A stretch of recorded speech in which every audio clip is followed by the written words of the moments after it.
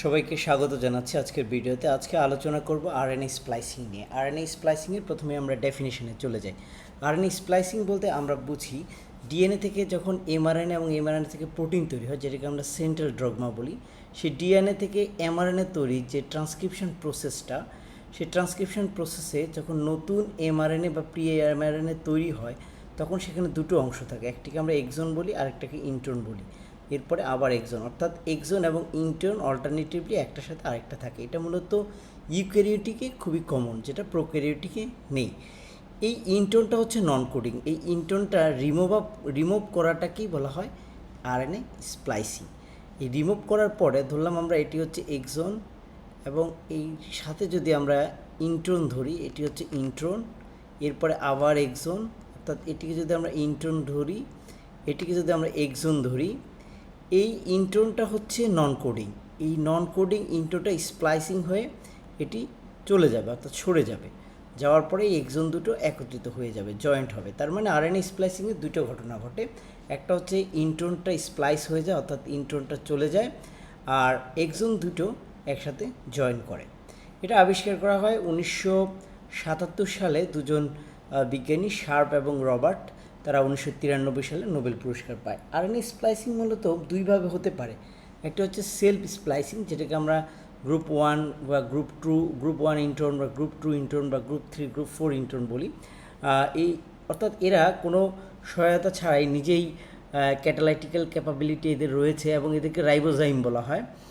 Ribozyme নিয়ে একটি video আছে আমার, যদি আপনাদের সময় হয় সেই ভিডিও দেখে আসতে পারেন।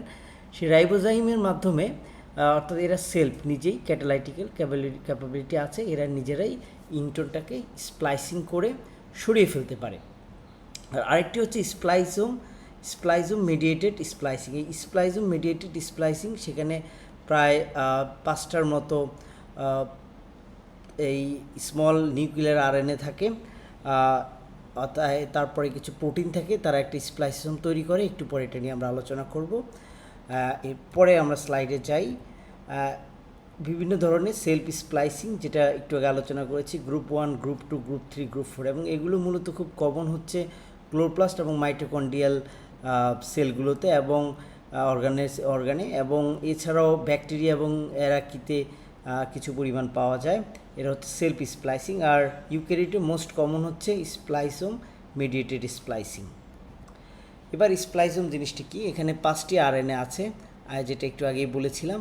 এই 5টি আরএনএকে স্মল নিউক্লিয়ার আরএনএ বা এসএনআরএনএ বলা হয়। এই 5টি হচ্ছে U1, U2, U4, U5 এবং U6। মনে রাখতে হবে U3টা নেই, অ্যাবসেন্ট। আর এর সাথে প্রায় 150 মতো প্রোটিন অ্যাড হয়, অর্থাৎ এই 150 প্রোটিন প্লাস এই স্মল নিউক্লিয়ার আরএনএ, এই দুটো মিলে তৈরি করে snRNP. SnRNP stands for small nuclear ribonuclear protein. এই এসএনআরএনপিটাই মূলত স্প্লাইজোম মেকানিজম হিসেবে কাজ করে। এই স্প্লাইসোম মেকানিজমটাই মূলত আরএনএ স্প্লাইসিং ঘটায় ইউক্যারিওটিকের মোস্ট অফ দ্য সেল। এবার আমরা আসলে দেখার চেষ্টা করি এই যে U1, U2, U4, U5 এবং U6 এদের কাজ কী। একটু মনে রাখার জন্য আমরা U1কে ধরলাম এটি স্কাউট, অর্থাৎ এটি 5 প্রাইম স্প্লাইস সাইটকে রিকগনাইজ করে। তার মানে U1 হচ্ছে স্কাউট, রিকগনাইজ করে। U2 এটা অ্যাঙ্কর হিসেবে কাজ করে। এটা ব্রাঞ্চ পয়েন্টে এই অ্যাটাচড করে নেয়, এই স্প্লাইসোমকে অ্যাটাচড করে অ্যাডেনিনটা, U2টা ব্রাঞ্চ পয়েন্টে। আমরা একটু পরে দেখব যে ব্রাঞ্চ পয়েন্ট আছে, সেই ব্রাঞ্চ পয়েন্টে এ আছে। এই ব্রাঞ্চ পয়েন্টের মধ্যে স্প্লাইজোমকে অ্যাটাচড করাতে সহায়তা করে U2। আর U4 এটি মূলত সেফটি লক হিসেবে কাজ করে।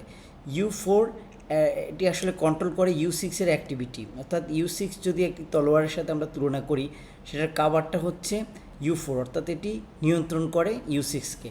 U6 অ্যাক্টিভ হবে না ইনঅ্যাক্টিভ হবে, এটাকে কন্ট্রোল করে U4টা। আর U5টা গ্রিপার হিসেবে কাজ করে, অর্থাৎ দুইটা এক্সন যখন আমরা আলাদা করব, এই এক্সন আলাদা করার পরে এক্সন দুটোকে কিন্তু একসাথে জয়েন করতে হবে। সে জয়েন করার সময় এই দুটোকে গ্রিপ হিসেবে কাজ করে, অর্থাৎ মাঝখানের থেকে এই দুটোকে অ্যালাইন করে জয়েন করতে সহায়তা করে, সেটি হচ্ছে U5। আর U6-এর কাজ হচ্ছে, এটা ব্লেডের মতো যদি আমরা তুলনা করি, এটা ক্যাটালাইটিক কোর, অর্থাৎ ক্যাটালাইটিক কোর হিসেবে কাজ করে। এটা মূলত ক্যাটালাইসিস করে, কেমিক্যাল রিয়াকশান করে আসলে এই ইন্ট্রনটাকে আলাদা করে ফেলতে সহায়তা করে এক্সন থেকে। আর এটা মূলত এর অ্যাক্টিভিটিটা ডিপেন্ড করে U4-এর উপর, অর্থাৎ U4 যতক্ষণ থাকে তখন U6 ইনঅ্যাক্টিভ থাকে, আর U4টা যখন রিলিজ হয়ে যায় তখনই U6টা অ্যাক্টিভ হয় এবং ক্যাটালাইটিক্যাল অ্যাক্টিভিটি শো করতে পারে। আমরা একটু দেখার চেষ্টা করি যে স্প্লাইসোমে আমরা যদি এমআরএনএ থেকে, এটাকে প্রি এমআরএনএ বলতে পারি আমরা, প্রি এমআরএনএ, এই প্রি এমআরএনএতে 3টা সাইট আমরা দেখব। একটি হচ্ছে 5' স্প্লাইসিং সাইট, এটি মূলত আমরা যদি 5', 3' ধরি, 5' অংশে যে অংশটি রয়েছে এটিকে আমরা 5' স্প্লাইস সাইট বলি। এই 5' স্প্লাইসের সাইডে কিছু কনসেনসাস সিকোয়েন্স আছে, যেটি হচ্ছে AGG, UAAGG, সেখানে AGর পরে একটা, এখানেই মূলত কাটটা হবে AG এবং G, অর্থাৎ GUটাকে ভিতরে নিবে, এখানেই কাটটা হবে, এটাকে আমরা 5' স্প্লাইস সাইট বলি। আরেকটা আছে 3' স্প্লাইস সাইট, এখানেও কিছু কনসেনসাস সিকোয়েন্স আছে AGGCAU। তো এখানে AGটাকে ভিতরে রেখে Gটাকে বাইরে রাখে, এখানে একটা কাট দিবে, এটাকে আমরা 3' স্প্লাইস সাইট বলছি। আরেকটা অংশ, একটা কনসেনসাস অংশ আছে যেটাকে আমরা ব্রাঞ্চ পয়েন্ট বলি, সে ব্রাঞ্চ পয়েন্টে আছে, বিশেষ করে এই যে কোনো একটি এতে ব্রাঞ্চ পয়েন্ট হিসেবে কাজ করে। এটা মূলত অ্যাডেনিন, এই জায়গাটাতে আসলে প্রথম বসে এবং এটা দিয়েই শুরু হয়। আমরা একটু পরে দেখব আসলে ব্রাঞ্চ পয়েন্টের কীভাবে স্প্লাইসিংটা স্টার্ট করে। তার মানে আমরা বুঝলাম যে প্রি এমআরএনএতে 3টে সাইড আছে, একটা হচ্ছে 5' স্প্লাইস সাইট, 3' স্প্লাইস সাইট, আর একটা হচ্ছে branch point splice site. 5' splice সাইটে একটা কনসেনসাস সিকোয়েন্স আছে যেটি হচ্ছে AGG। এই কনসেনসাস সিকোয়েন্সে AGর পরে কাটটা দিবে, অর্থাৎ AGর পরে কাট দিয়ে জিউকে ভিতরে রাখবে, এবং ঠিক একই পাশে এখানে AGG আছে, এখানে AGটাকে ভিতরে রেখে একে জায়গায় একটা কাট দিবে, এটি 3' স্প্লাইস সাইট বলি। তার মানে এই অংশটা স্প্লাইসিং হয়ে চলে যাবে এবং জিউটার সাথে থাকবে, এটা মনে রাখতে হবে, একটু পরে আমরা সেটা দেখব। আর মাঝখানে একটি পয়েন্ট যেটিকে ব্রাঞ্চ পয়েন্ট বলছি, সেখানে একটা অ্যাডেনিন থাকবে, সেই অ্যাডেনিনের মধ্যে মূলত স্প্লাইসিংটা শুরু হবে। এবার আমরা চলে যাই মেকানিজমটা কি। মূলত এটা একটি কেমিস্ট্রি, এটি হচ্ছে 2 ট্রান্স এস্টারিফিকেশন স্টেপ। প্রথম স্টেপে আমি একটু আগে যেটা বলেছি যে অ্যাডেনিনের যে 2' OHটা রয়েছে, 2' OHটা নিউক্লিওফিলিক হিসেবে কাজ করে এবং এটি মূলত এই 5' স্প্লাইসিং সাইটের, আমরা একটু আগে যেটা দেখিয়েছি 5' স্প্লাইসিং সাইটের A, তারপরে GU, এই সাইটটাতে অ্যাটাক করে, এখানে অ্যাটাক করে OHটা, অ্যাটাক করে এখানে জিউটাকে রিলিজ করে নিয়ে নেয়, আর অ্যাটাক করার পরে ওখানে একটা OH ওপেন হয়ে যায়, সেটি হচ্ছে এই 5'এর 3 অ্যাডেনিনের 3'এর যে OHটা রয়েছে সেই 3'এর OHটা সেখানে ওপেন হয়ে যায়, আর একই সাথে এই জায়গাটাতে একটা লেরিয়েট তৈরি করে, ইন্ট্রন লেরিয়েট, এটা জিইউ সহ একটা ইন্ট্রন লেরিয়েট তৈরি করে। এটি ফার্স্ট ট্রান্সএস্টারিফিকেশন কমপ্লিট হয়েছে। এখানে মূলত ফসফেট যে বন্ডটা রয়েছে, যে এস্টার লিঙ্কেজ রয়েছে, সেই এস্টার লিঙ্কেজে অ্যাটাকটা করে। পরবর্তীতে এই ওএইচটা নিউক্লিওফিলিক, অর্থাৎ এই 5' এক্সনের যেই 3' ওএইচটা রয়েছে, অর্থাৎ 3 নম্বরের যে ওএইচটা ওপেন হয়েছে, সেই ওএইচটা এখানে 3' এক্সনে অ্যাটাক করে। এটা 3' এক্সন, মনে রাখতে হবে, এটা কিন্তু 3' এক্সন, আর এটি হচ্ছে 3' OH, অর্থাৎ 3 নম্বর ওএইচটা ওপেন হয়েছে, কিন্তু এটি হচ্ছে 5' এক্সন, এটি একটু মনে রাখতে হবে। এই ওএইচটা এখানে অ্যাটাক করবে, অ্যাটাক করার ফলে কী হবে, এটা আলাদা হয়ে যাবে, ইন্ট্রনটা আলাদা হয়ে গেছে। এই ইন্ট্রনটা পরবর্তীতে ডিগ্রেডেড হয়ে প্রথম লিনিয়ার হবে, পরে ডিগ্রেডেড হয়ে আবার রিসাইকেল হয়ে নিউক্লিওটাইড হিসেবে কাজ করবে। আর দুটো এক্সন এক হয়ে গেছে, এটা এক্সন 1 যদি আমরা ধরি, আর এক্সন 2 এক হয়ে গিয়েছে, এবং এখানে কোনো ইন্ট্রন নেই, এখন পুরোটাই এক্সন অর্থাৎ কোটিং সাইট। এটি হচ্ছে মূলত 2 ট্রান্স এস্টারিফিকেশন মেকানিজম। এই মেকানিজমের মাধ্যমেই আসলে স্প্লাইসিংটা হয়। এবার আমরা একটু বিস্তারিত যাব, স্টেপগুলো কী কী। আমরা একটু আগেই বলেছিলাম যে আমাদের 5টা আরএনএ রয়েছে, SNRNA, সেই 5টা এবং প্রোটিন রয়েছে, তারা মিলে স্প্লাইসোম তৈরি করে। তারা কীভাবে আসলে এসে কীভাবে স্প্লাইসিংটা করে, আরএনএ স্প্লাইসিং, সেটা একটু দেখানোর চেষ্টা করছি। 5' স্প্লাইসিং সাইট, 3' স্প্লাইসিং সাইট এবং ব্রাঞ্চ পয়েন্ট।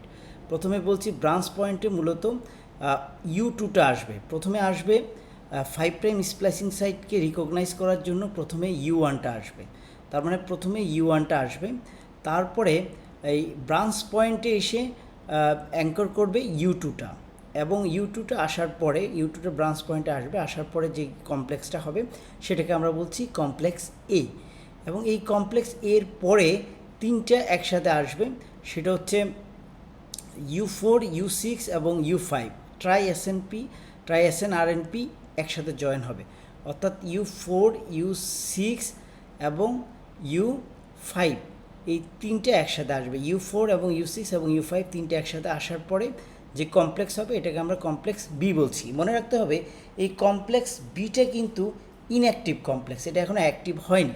এটা কখন অ্যাক্টিভ হবে? যখন U4টা চলে যাবে। আগেই বলছি U4টা U6-এর অ্যাক্টিভিটিটাকে কন্ট্রোল করে, অর্থাৎ যতক্ষণ U4টা থাকবে ততক্ষণ U6 কোনো অ্যাক্টিভিটি শো করবে না। তখন U4টা যখন চলে গেল, একই সাথে U1টা চলে গেল, এখন আর রইল বাকি U6, U5 এবং U2। এখন এটা কমপ্লেক্স বি, বাট এটা এখন অ্যাক্টিভ কমপ্লেক্স, তার মানে এখন ক্যাটালাইটিক অ্যাক্টিভিটি শুরু হয়ে যাবে।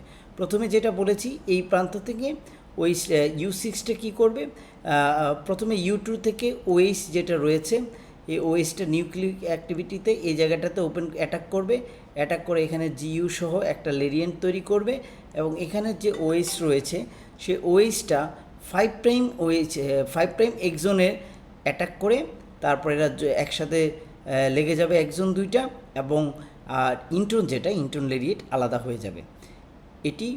এর মাধ্যমেই মূলত আরএনএ স্প্লাইসিং হয়। তার মানে আমরা যে আরেকবার রিক্যাপ করি, আমরা দেখব প্রথমেই U1টা রিকগনাইজ করেছে 5 প্রাইম এক্সনটা, 5 প্রাইম সাইটটা, আর U1 প্রথমে বসে যাবে 5 প্রাইম স্প্লাইসিং সাইটে, আর ব্রাঞ্চ পয়েন্টে বসবে U2, তারপরে U4, U6 এবং U5 একসাথে চলে আসবে বা এটা কমপ্লেক্স বি তৈরি করবে। তারপর অ্যাক্টিভ হওয়ার জন্য U4 এবং U1 চলে গেলে catalytic activity U6, U5, U2 এরাই মূলত ক্যাটালাইটিক্যাল অ্যাক্টিভিটির বাকি কাজগুলো করে ফেলবে। U6 প্রথমে ওপেন করে দিবে 5 প্রাইমটাকে, U2টা প্রথমে অ্যাটাক করবে ইউফিলিক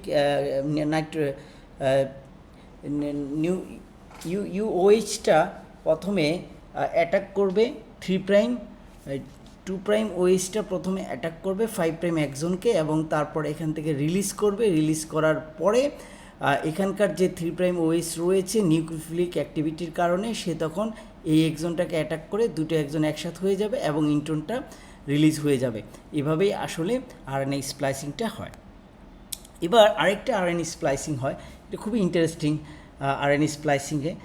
যেমন আমরা যদি একটু চিন্তা করি যে হিউম্যানে জিন রয়েছে প্রায় 20,000 জিন রয়েছে, কিন্তু হিউম্যানের প্রায় প্রোটিন 1 লাখের উপরে কাছাকাছি প্রোটিন রয়েছে।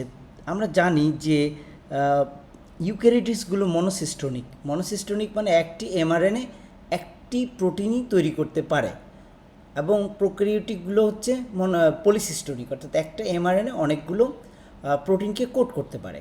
তাহলে প্রশ্ন হচ্ছে যে একটি এমআরএনএ যদি একটি প্রোটিনকে কোড করতে পারে, তাহলে 20,000 যে জিন আছে 20,000টা প্রোটিন হওয়ার কথা, কিন্তু 20,000 প্রোটিন না হয়ে কেন আসলে 1 লাখ প্রোটিন হচ্ছে?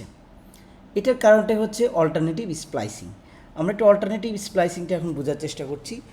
অল্টারনেটিভ স্প্লাইসিংটা হচ্ছে মূলত এক্সন যখন জয়েন হয়, সে একজন জয়েনটা সেম এক্সনই সেম জিনে যেগুলো এক্সন রয়েছে তারা ডিফারেন্ট কম্বিনেশনে তারা জয়েন করে, তারা একই সাথে জয়েন করে না, তাদের কম্বিনেশনটা ডিফারেন্ট হয়।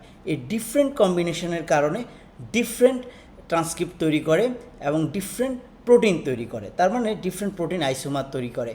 একটা সিঙ্গেল যদি আমরা উদাহরণ দিই, ড্রসোফিলা একটা জিন আছে DSCM, এই জিনটা একটা সিঙ্গেল জিন প্রায় 38,000 আইসোফর্ম তৈরি করতে পারে, অর্থাৎ 38,000টা প্রোটিন তৈরি করতে পারে একটা সিঙ্গেল জিন, ডিফারেন্ট প্রোটিন আইসোফর্ম তৈরি করতে পারে। এটাকে আমরা অল্টারনেটিভ স্প্লাইসিং বলছি। আমরা যদি একটু দেখার চেষ্টা করি, এটি হচ্ছে এক্সন, এটি হচ্ছে ইন্ট্রন। মনে রাখতে হবে যে সবসময় ইন্ট্রনটা অনেক বড় হয় এক্সনের চেয়ে। এক্সন 1, এক্সন 2, এক্সন 3, এক্সন 4 এবং এক্সন 5। তারপরে এটা হচ্ছে ডিএনএ, তারপরে এমআরএনএ হলো। এমআরএনএ হওয়ার পরে ইন্ট্রনগুলো রয়েছে এখানে, অল্টারনেটিভ স্প্লাইসিংয়ে প্রথমে আমরা দেখব যে 1 2 3 4 5 সবগুলো এক্সনই একসাথে মিলিত হয়েছে, সেটি এক ধরনের প্রোটিন তৈরি করলো। মাঝখানে আমরা দেখলাম যে 3 নাম্বার এক্সনটা মিসিং, 3 নাম্বার এক্সন মিসিং হয়ে তারা 1 2 4 5 একসাথে হলো, সেটা এক ধরনের প্রোটিন তৈরি করলো। তারপর আমরা দেখলাম যে শুধু 1 বা 2 একত্রিত হয়েছে, 5 একত্রিত হয়েছে, বাকিগুলো হয়নি, সেটা আবার আরেকভাবে